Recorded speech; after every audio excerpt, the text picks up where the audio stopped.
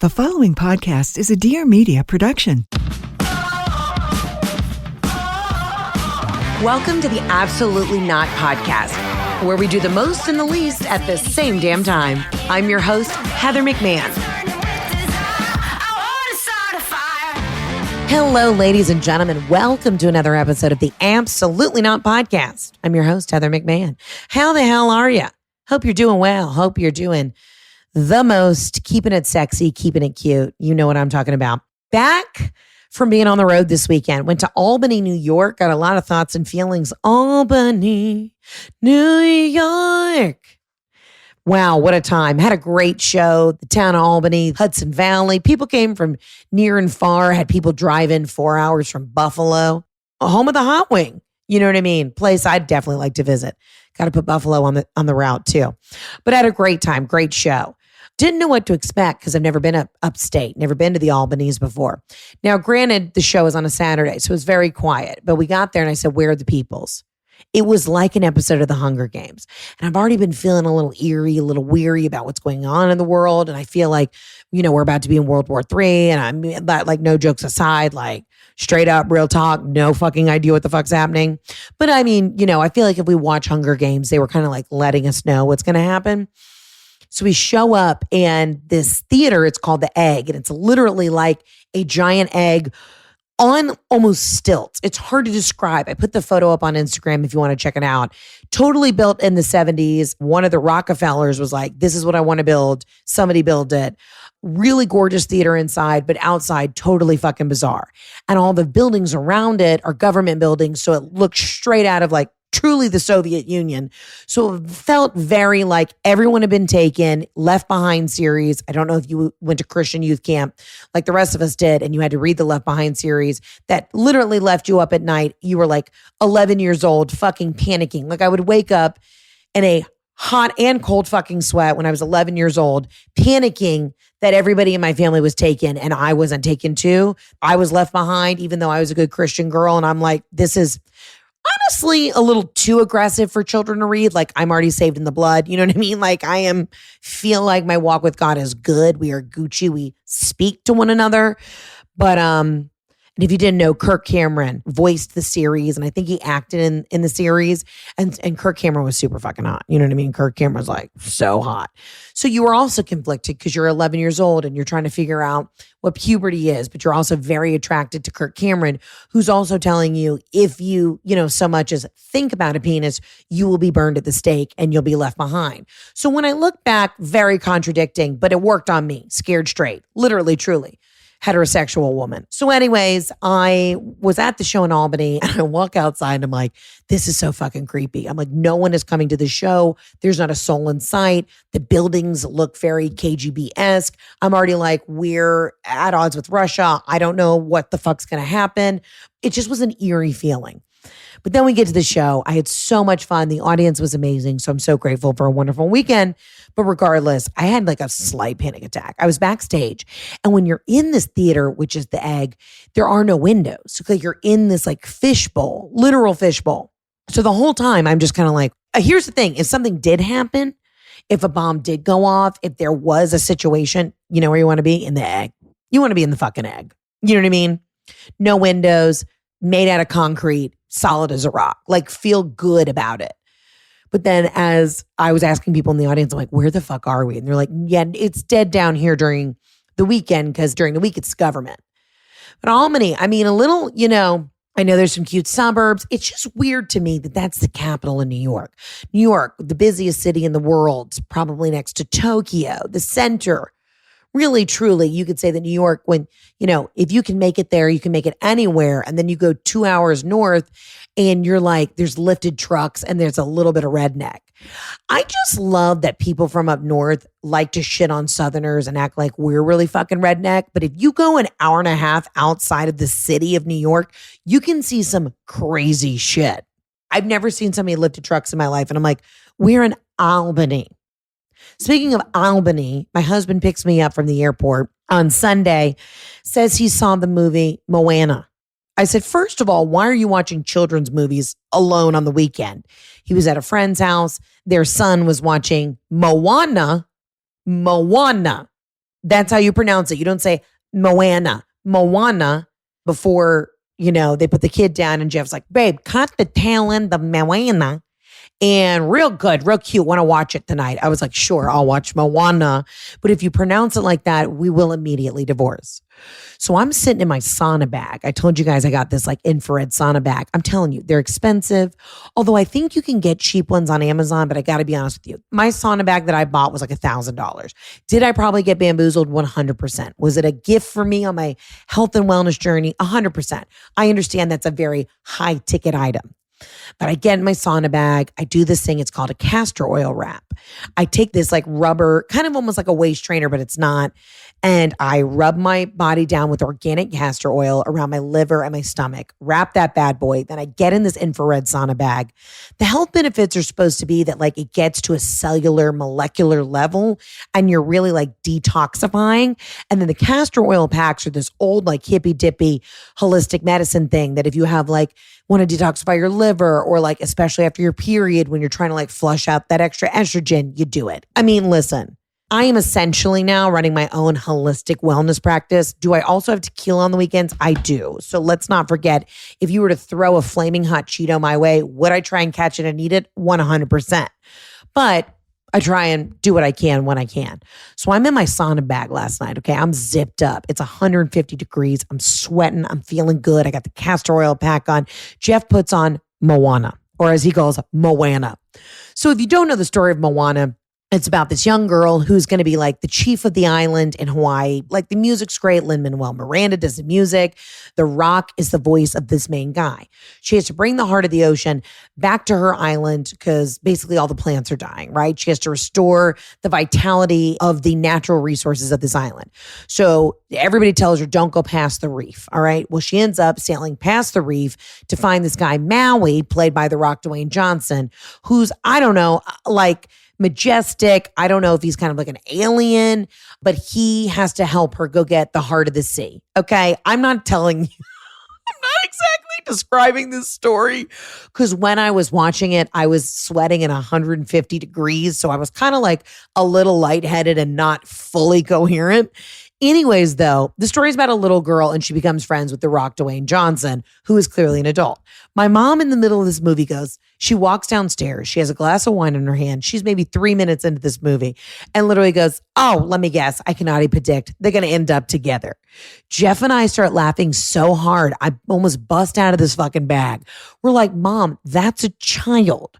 The girl in the movie's like 10 years old. The Rock is playing like a full grown adult. Like nothing sketchy about their relationship.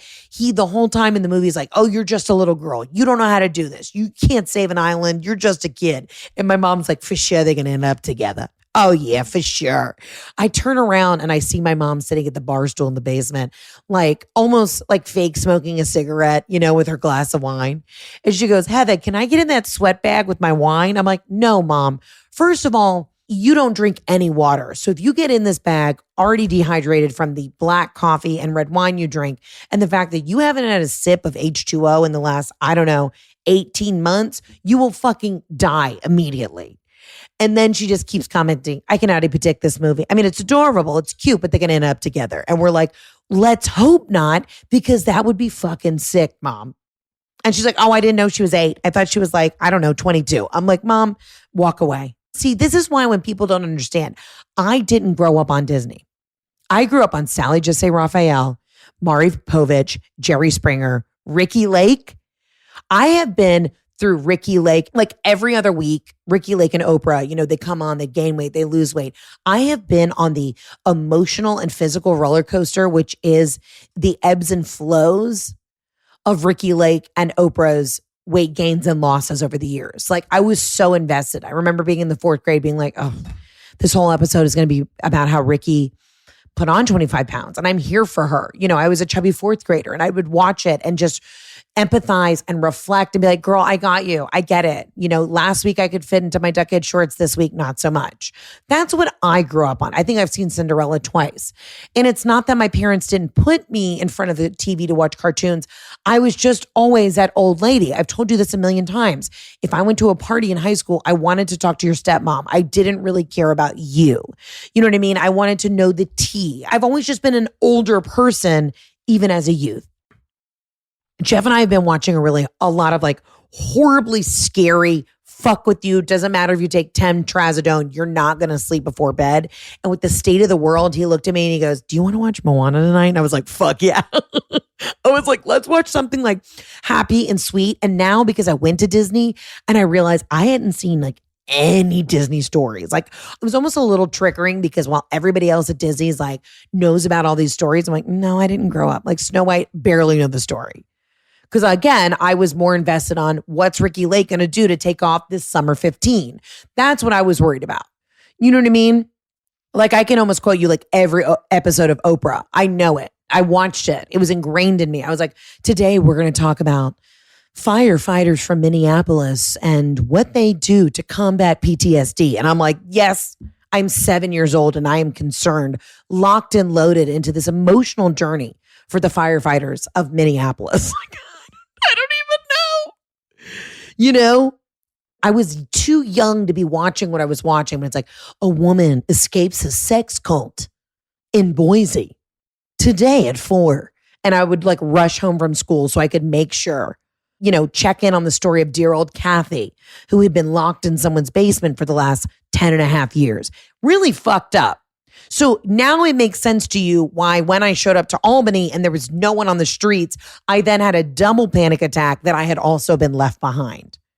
Now, if I'm left behind and it's just me and Kirk Cameron and like the Lord's like, actually, you two have to fuck so that you can repopulate the earth, like, we can make that happen. Yes, Lord. I think he's a little bit of a kookadoo, but he was very hot when we were kids. So anyways, that's kind of where this comes full circle. So we started watching Moana. My mom won't shut up about how she thinks they're going to end up together. And I'm just like, God damn it. And I can't really move. I mean, I can put my arms outside of the infrared sauna bag and I'm trying to call Delta because I'm pushing my flight. I'm like, I got too much shit to do tomorrow. So I'm like on hold with Delta Diamond. My mom's thinking that The Rock is like a molester on this movie, even though they're cartoons. It was just everything about it was so ridiculous. Jeff keeps calling it Moana. I'm like, where am I? What is this weekend? What happened? You know what I mean? I'm just like, am I left behind? Are we in war? World War III? What the fuck is going on? I didn't know, but I did sleep soundly. I'm telling you, if you were like me and you had a very adult childhood and you need to resort back to like those happy feelings, start watching Disney before bed. I mean, what's next? I don't know. What am I going to watch next? I'm ready for it. I've never seen Encanto. Probably going to start it this weekend. Why? Why the fuck not? Because I've been watching horror. I've been watching every terrible show where everyone's dying. It's the worst. And then I sit on TikTok and TikTok has 100% confirmed we're going to war. So that's where I'm at, spiraling. And then I wake up in a cold, hot sweat at about 2 a.m. thinking I've been left behind. But again, Left Behind with Kirk Cameron would absolutely take on that burden. I know there's a lot of shit going on in the world. Again, I said last week, I don't have the answers. I don't know what to tell you. But all I can say is I'm here for you. My job is to make you giggle. I really didn't know going into like the show this weekend in Albany. I was like, I don't know how people are going to feel. I don't know. But all I know is my job is to take your mind off shit for an hour and a half. So I hope while you listen to this, you can spiral with my shit. And we're going to get into the voicemails. And, we can figure our own problems out because I know we're all doing our best and we don't know what else to do with the world. We don't know. Guys, I don't know. I just don't fucking know. It's like, what the fuck? Also, what's such fucking bullshit? Obviously, the audacity, the humanitarian crisis that's going on in Ukraine, but the fucking audacity that Putin had, the fucking audacity. We haven't even gotten through the fucking pandemic, and now you want to start this shit, brah? Are you fucking kidding me, brah? Give me a fucking beat, brah. You know what I mean? Chill. Also, why do you need everything. It's the selfishness for me, though. It's the insanity for me, though.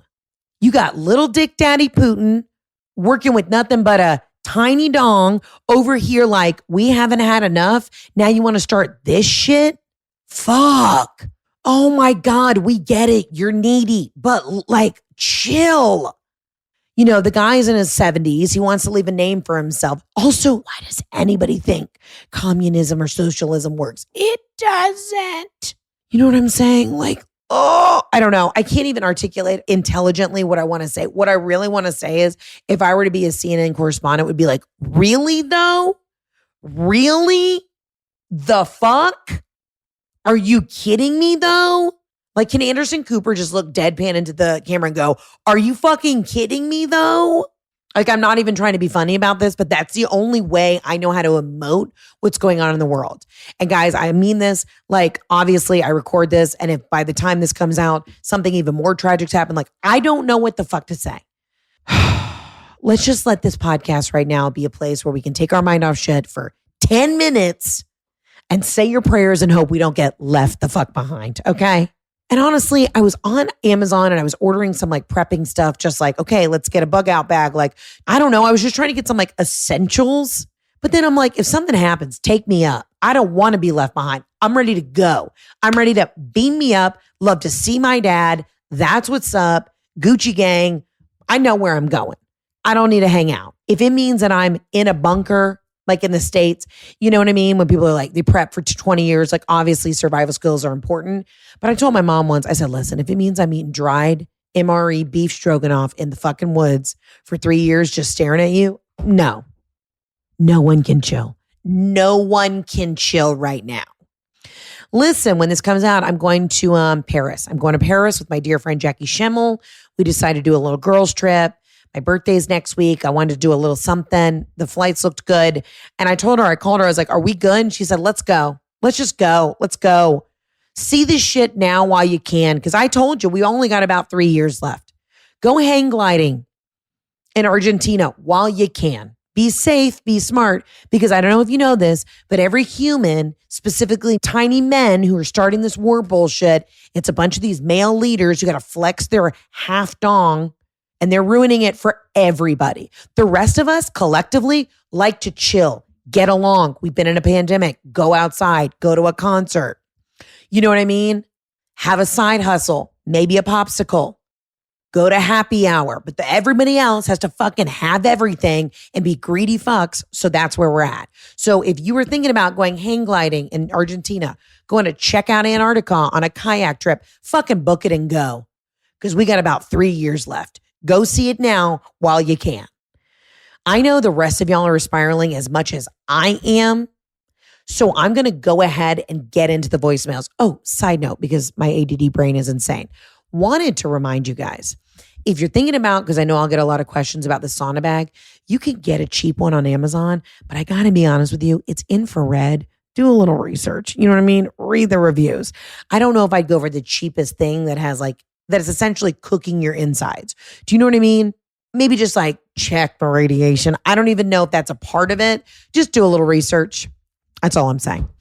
Anyways, let's get to the voicemails. As always, you can call in 800-213-7503. I'm going to be in Petty with my girl, Jackie. We're going to be eating croissants and smoking cigs and drinking wine and hanging out, you know, and farting down the river. Because why not? Life is short. YOLO. That's what's up. Hey, Heather. I just wanted to let you know that your name actually came up during my C-section. So I was really nervous. I mean, surgery when you're awake is super scary and just the anxiety of having the baby. But anyway, so the anesthesiologist numbs me and they lay me down on the table and the nurse is telling me kind of what they're doing to prep me for my C-section. And I hear her say, so we're going to put your catheter in now. And before I even know it, do I have a small urethra comes flying out of my mouth. And the nurse was so shocked. She looked at me and she was like, what? And I was like, oh, do I have a tiny urethra? And she was so flabbergasted by me asking her this. And I immediately go into, oh, sorry, it's this comedian. And the anesthesiologist, who's about 35-ish, male, behind me, like back behind my head, goes, oh, my wife listens to Heather McMahan too. I started dying laughing. It totally, honestly, it kind of calmed me down for the surgery. I now have a beautiful baby and we're all good. But I just wanted to let you know, absolutely yes, for your name getting brought up in the OR after I asked the nurse if I had a tiny urethra. Anyway, love and light. Love you. Bye. Sister friend, this just warms my heart. You have no idea. Wow. I mean, look at that. Look at God. Look at God. Okay.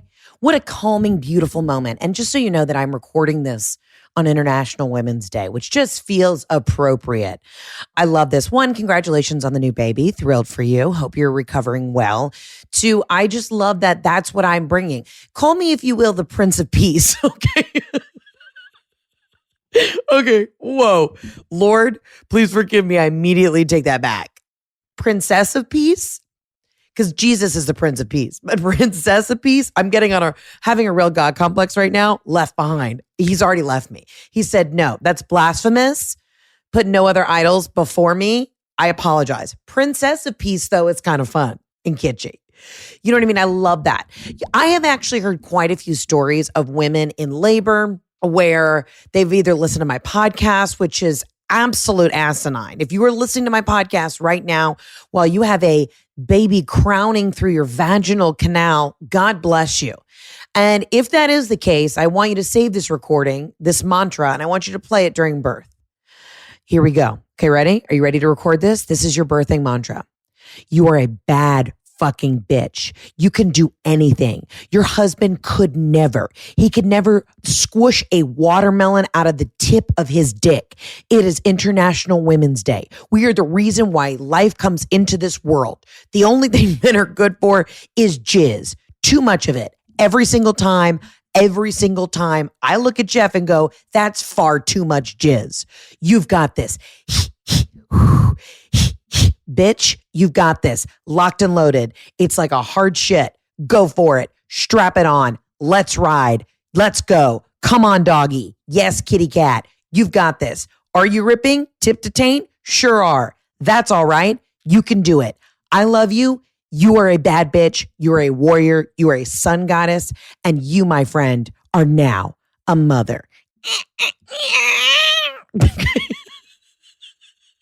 That was my attempt at doing a baby crying. It's more like a velociraptor getting a colonoscopy, but you get the point. Everybody, ladies, save that. Gentlemen, save that little mantra for your lady in your life so that they can then play that. I love that. Also, I love the very woke anesthesiologist who's like, hell yeah. My wife loves Heather. That's cool. Gucci gang. Also smart. If you're a male doctor, nurse, male in general, maybe bring me up during the C-section. Maybe bring me up, the Princess of Peace. You know, maybe if a lady's getting her labia torn in half, you bring me up, make them giggle. Speaking of tiny urethras, I'm just saying like it's a good way to connect with your patients. It's called good bedside manner. Okay, look it up, sir. I don't know why.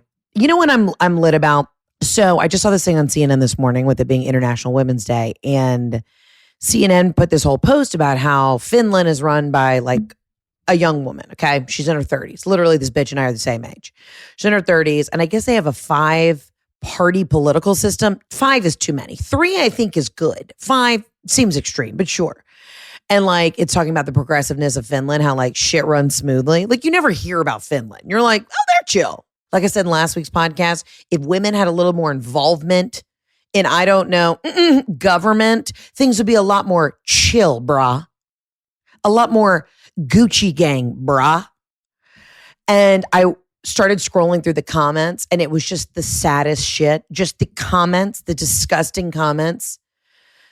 I just literally on International Women's Day, I did the deepest eye roll and I was like, this is it. I'm going to record a mantra for women to give birth today.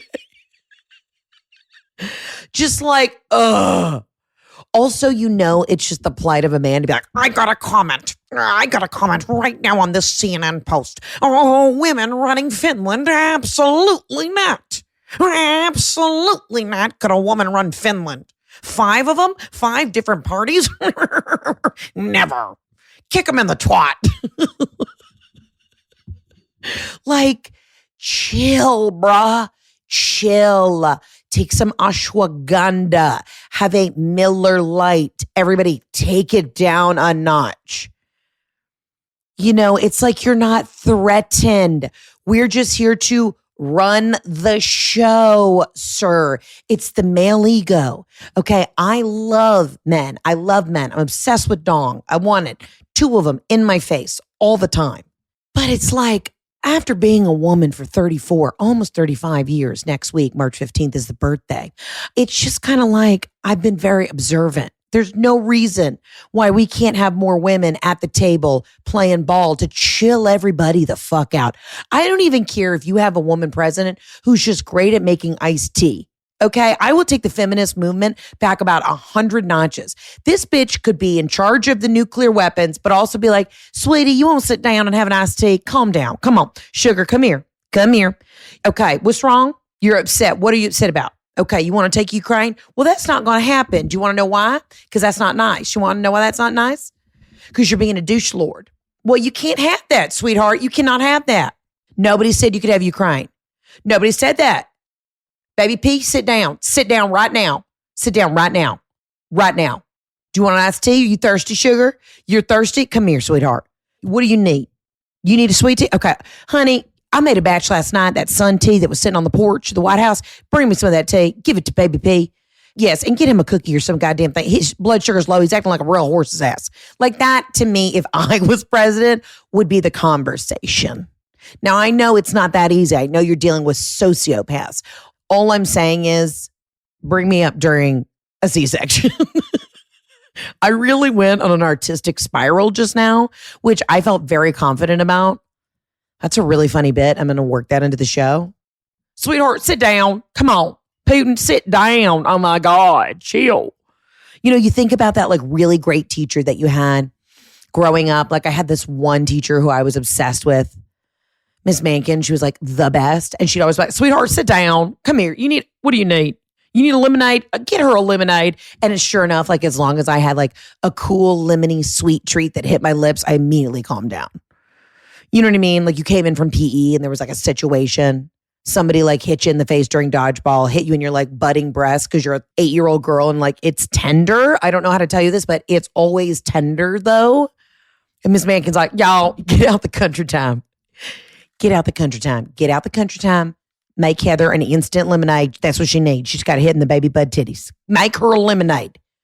Travis, come here. You want to apologize? You want to apologize? Do you see? You hit her in the little titties, tiny titties. Apologize. Look at me right now, Travis. Apologize. That to me is world peace. And the fact of the matter is, it's shocking that we can't figure that out. You know what I mean? I don't know.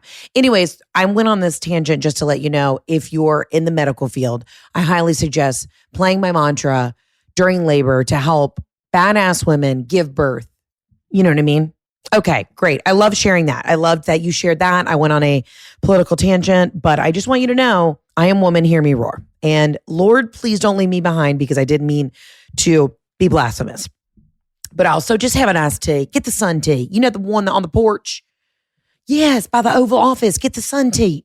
Sugar, get the sun tea. Do you want lemon? You don't like lemon? Sometimes a little too acidic. I get it. He wants it plain.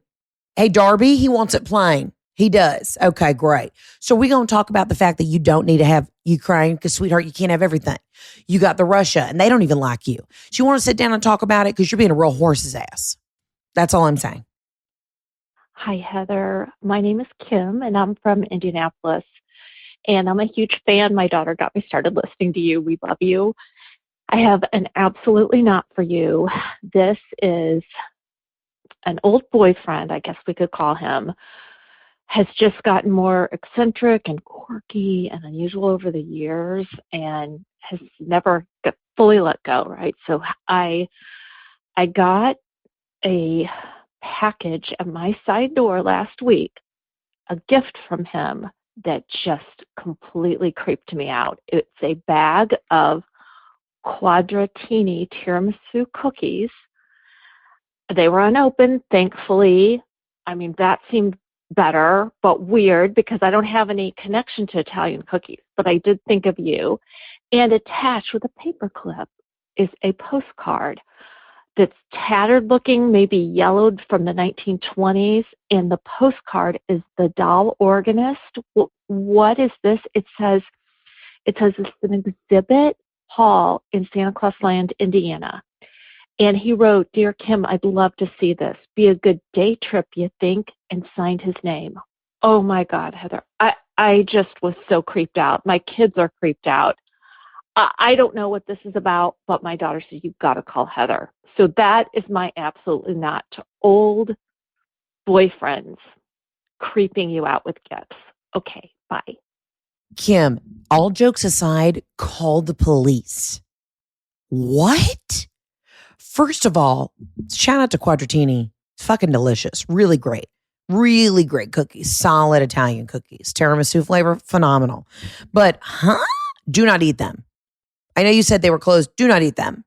Okay, Kim, this is also something that I wasn't going to get into, but I will get into because it's International Women's Day. This is just some more bullshit. You know, Kim, you're dealing with a creepy ex, and so is Kim Kardashian. And, you know, I've seen a lot of shit online where people are like, Kim is one of the richest women, and yet she still can't even fucking deal with an ex not being a sociopath. And you wonder what it's like for everyday gals to divorce or leave a dude who won't let it go. Bruh, we're done. Chill. Have an iced tea. Move on to your hand with your penis in it. No one wants you. Bye-bye. Thank you for the Italian sweet treat, the dolce de leche, but I'm good. No more. I'm not going to, where the fuck did he want you to go? Doll land? No. You know what you're not doing? Getting in the car with him. Unless you have on spiked heels and fingerless gloves that have knives at the end of them. Kim, low key, real talk, raw dog. I'm not here to give you legal advice, but this sounds fucking creepy. And I know you're in a different generation, Kim, because you said your kids also listen to me. So I'm going to guess you probably have more adult children.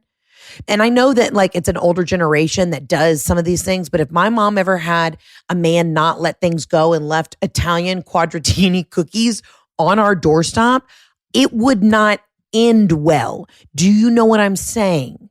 I would get a job as the hostess. I would literally go incognito, get a job as a hostess at the Outback Steakhouse that he would frequent. And just when he thought he was getting his own personal bloomin' onion, it would go down. I can't legally say what I would do to one of my mom's stalkers, but it would go down.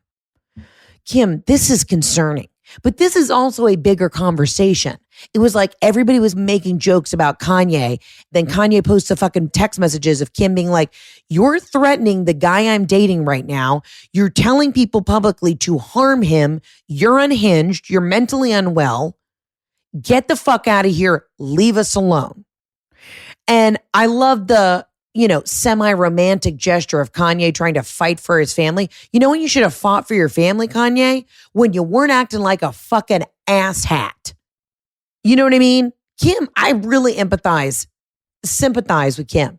You did all this shit and you can't get rid of this fucker. Quit glorifying. Listen, Kanye's a genius. Nobody ever said he wasn't smart and talented. Very smart and talented, but also fucking unhinged. You know what I don't have time for? That bullshit. Kim's an attorney, sir. And she still can't even get this fucker to bounce. And now we got voicemail Kim dealing with the same bullshit.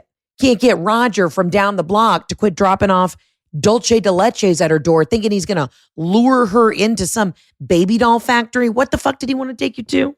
With the old postcard. You know what the number one thing is? If I get a postcard in the mail, there is nothing friendly, romantic, platonic, anything about it. Nostalgic. I don't care if you're like abroad and you're a friend. If you send me a postcard in the mail, I immediately call the police. There has been a time traveler who is trying to talk to me. I don't like that. If you're in, Belgium and you send me a postcard of the little, statue with the thing peeing. I forget what they call it. I've been to Belgium, Brussels, phenomenal city, great chocolate. But if you send me a postcard from Brussels with no warning, friendship is over. I'm sorry, where did you come from? The past? No. You tagged me in something sensible on Instagram. Missing you. Wish my BFF Heather was here in Brussels with me. That's all you do. The moment you throw in a postcard is the moment I know I'm gonna die. Kim, please be safe. These guys got to let it fucking go. Have a nice tea, sir. Let's get to the next voicemail. All right, Heather. This is Nicole from Syracuse, New York, and I got an absolutely not for you. All right. So my lovely fiance got me tickets to your show in Albany for Christmas. Very sweet. And he came with me last night. Being a good sport, he gets it's going to be a mainly female audience. I completely understand. He wants to have a couple drinks before the show, go to a nice dinner. He had a couple beers before we go in. You were lovely, by the way. Phenomenal show. And then afterwards, we go to the hotel bar. He's getting a couple bourbon on the rocks. All right, whatever. I'm going to let him live his life. I shit you not, I am then awakened at 1:30 in the morning to this man standing up, shorts down, junk out, urinating on the bed that I am still sleeping in. I am so appalled, I yelled at him to go into the bathroom, and he then proceeds to try to take the floor-length mirror off of the wall, believing in his drunken stupor, this is the access point to the potty. I then have to help this man open a door so he is able to pee in the toilet. So this is my absolutely not for you, Heather. This is my Christmas present. I work hard. I don't ask for much. This should be my night to shine. And yet, our men, though we love them, still need us to take care of them. Nicole. This is, wow, chef's kiss. Mwah. Cherry on top. The vanilla bean to my root beer float. These voicemails are perfection. First of all, can I just say to the dudes who come to the shows and you have a fucking great time, great, love it. We laugh, we giggle, we make jokes. The joke's on everybody. It's on me. Come and laugh at me. That's my job. I'm a puppet. I'm a clown. Laugh at me so that you can have a good time. I don't point in the audience and just go, you, sir, do you have a penis? I'm going to roast you. Although it is fun. Sometimes I will. But you know what I mean? It's for everybody. The show's for everybody. Clearly, I have a probably strong female audience, which I love. Fuck yes. But it's one, Nicole, this isn't your fault. I love that he bought you the tickets. Thank you. Thank you, sir. Thank you, Nicole's husband or boyfriend. I can't remember. Thank you for giving her this gift. This is her night to shine. But I love when these guys act like they have to come to the show begrudgingly. Don't fucking come. Literally, if you're like, I can't have fun when my wife's having fun because there are women involved, sit the fuck down. Do you know why Jeff gets so many BJs on the reg? One, because I'm afraid he'll leave me.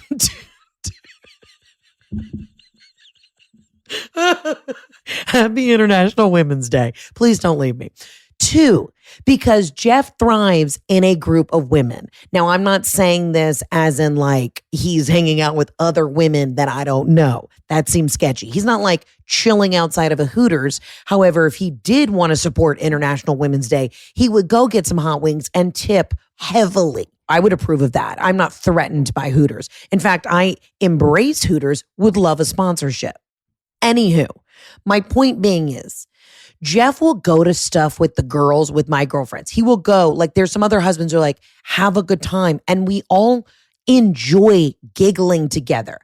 I go to his shit. I'll go to a hockey game. He'll come to a funny comedy show by a female comedian. Have a blast. It's called balance. Like I'll sometimes get messages from women and it irks me, but it shouldn't irk me, where they're like, drug my husband to the show, pulled my boyfriend kicking and screaming. He actually enjoyed himself. No shit. No shit, Paul. No shit, Michael. I'm not even trying to shit on men in this episode, but y'all need to have an iced tea and a little less bourbon, chill the fuck out, and just Come along for the ride. Because guess what?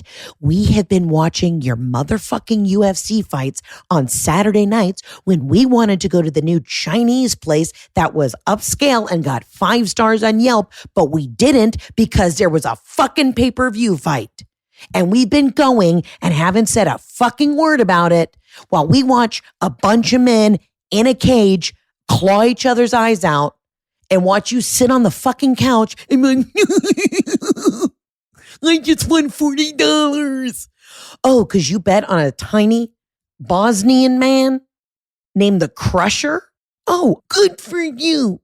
Were you able to look up statistics and do a process of elimination? Guess what? There are days when I see these guys that like bet on 2-person sports.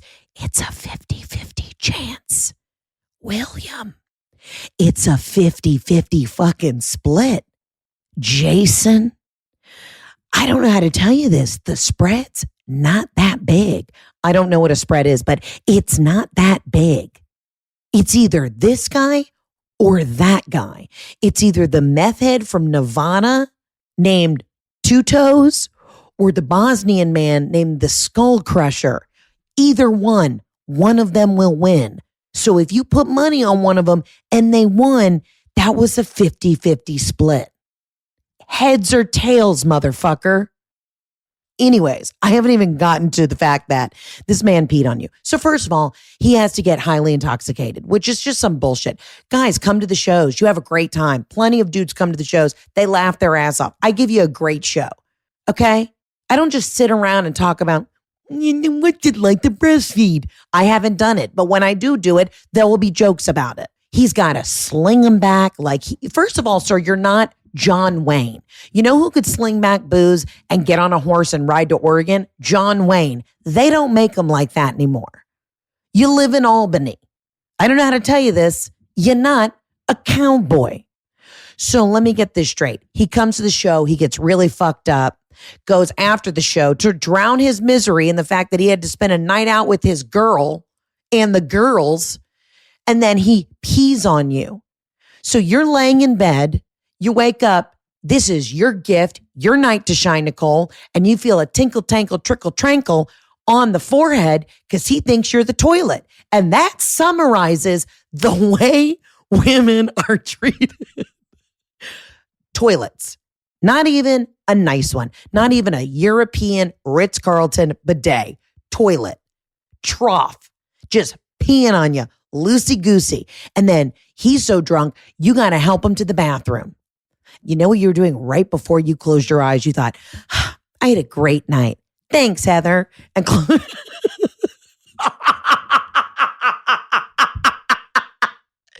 Princess of Peace. That's what I do.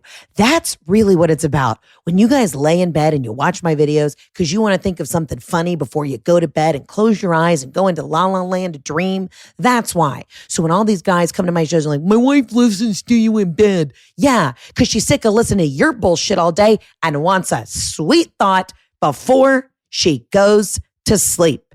Okay? But now she's got to drag your ass to the bathroom and then figure out how to pay off the housekeeper to not get an extra upcharge on the sheet stain. This is where we're at. And you're telling me I can't be governor of Georgia? I'm sorry. Already am. I'm the governor of your heart.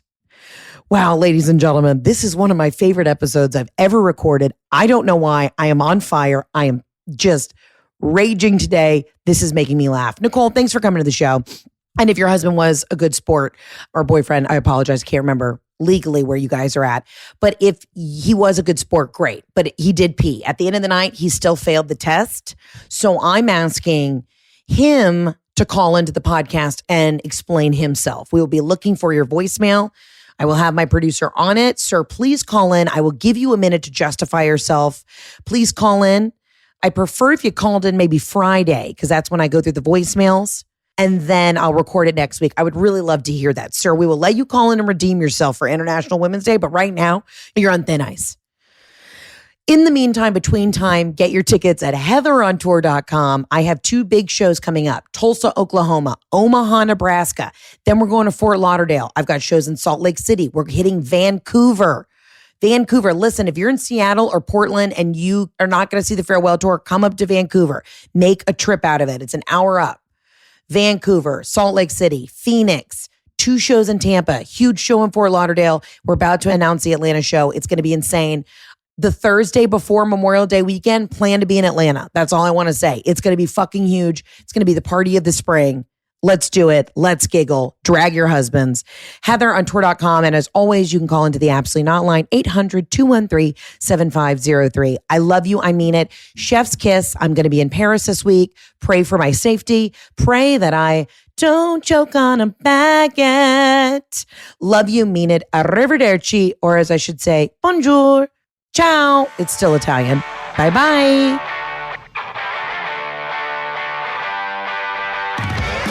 Thanks so much for listening to today's episode. Don't forget to subscribe, rate us, and leave a review. And as always, follow me on Instagram at Heather K. McMahan. See you guys soon.